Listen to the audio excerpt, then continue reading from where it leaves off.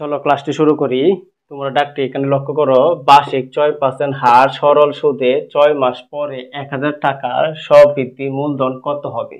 যেহেতু এখানে স্ববৃদ্ধি মূলধনের কথা বলা আছে, স্ববৃদ্ধি মূলধন বলতে চক্রবৃদ্ধি মূলধন, তাহলে আমাদের চক্রবৃদ্ধি মূলধনের সূত্রটা হবে, তাহলে এখানে লিখবো আমরা আমরা জানি স্ববৃদ্ধি বা চক্রবৃদ্ধি মূলধন সূত্রটা হচ্ছে C equal to P into 1 + r whole to the power এ। এখানে অবশ্যই আমাদের সাইড নোট লিখে নিতে হবে। এখানে সূত্র জয়টা চলক আছে, চলকগুলো এখানে লিখবো সি সি সমান সমান, তারপরে পি সমান সমান, তারপরে আর আর সমান সমান, তারপর হচ্ছে এন এন সমান সমান, এই চলকগুলো আমরা লিখে নিব। তারপর এখানে দেখো কি বলছে, বার্ষিক 6% হার সরল সুদে 6 মাস পরে 1000 টাকার, টাকার সাথে উৎসর আছে, টাকার সাথে উৎসর থাকলে মনে রাখবে এটা আসল। 1000 টাকা এই জায়গায় বসিয়ে দিব।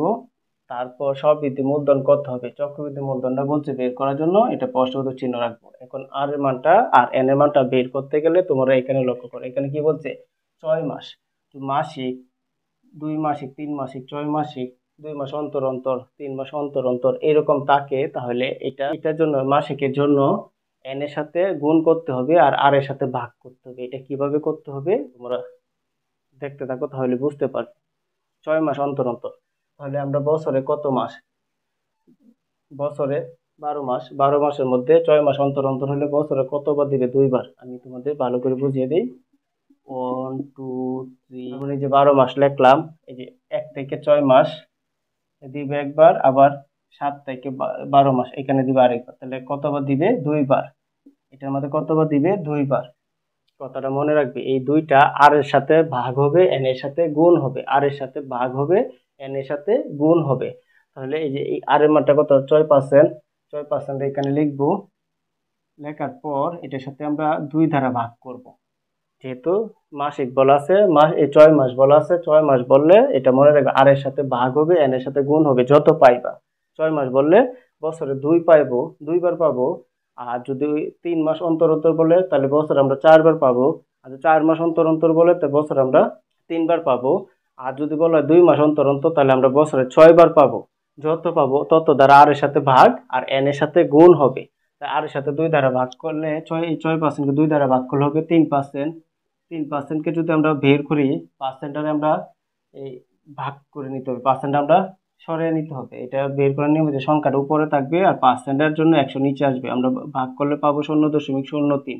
আমরা আর এর মানটা পাইলাম, এন এর মানটা আমরা কত পাইছি, বছরে 2বার দেয়, তাহলে এন এর সাথে 2 দিয়ে গুণ করতে হবে। তো এন এর মানটা কত, 6 মাস বলা আছে, এন এর মানও 6, আবার আমরা মাসিক বলা আছে দেখে বুঝতে পারলাম যে এটা অর্ধবার্ষিকের কাজ।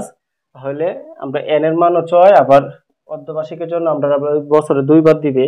তাহলে 6 মাস বলতে আমরা জানি এক বছরে কত অংশ, অর্ধেক। 6 মাস বলতে আমরা কি জানি, বছরে হাফ অংশ। তাহলে এখানে লিখবো হাফ, হাফের সাথে আমরা 2 দিয়ে গুণ করব, 2 দিয়ে যদি গুণ করি তাহলে আমরা ফলটা পাবো 1, 2 এ 2 এ কাটা 1 হবে, 1 বছর। তাহলে চলো আমরা মানটা বসালে আমাদের অঙ্কটা হয়ে যাবে। এখানে দেখো চক্রবৃদ্ধি মিসিং, এটা বলতে বের করার জন্য পির মানটা কত, 1000। তারপর 1 প্লাস আর এর মানটা কত পাইছি আমরা, 0.03। এন এর মানটা কত, 1, 1 লেখা যে কত, না লেখা একই কথা। তারপর 1000, তারপর এটার সাথে এটা যোগ করব, গুণ, এটার সাথে এটা যোগ করলে হবে 1.03। পরে 1000 সাথে যদি 1.03 গুণ করি তাহলে উত্তরটা পাবো। ক্যালকুলেটরের মাধ্যমে তোমরা কোনটা লক্ষ্য করো তাহলে বুঝতে পারবে। প্রথমে লিখবো 1000 গুণ, তারপর লিখবো 1.03 সমান চাপ দিব, তাহলে উত্তরটা পেয়ে যাব 1030 টাকা। উত্তরটা হবে 1030 টাকা। এটা আমাদের চক্রবৃদ্ধি মূলধন।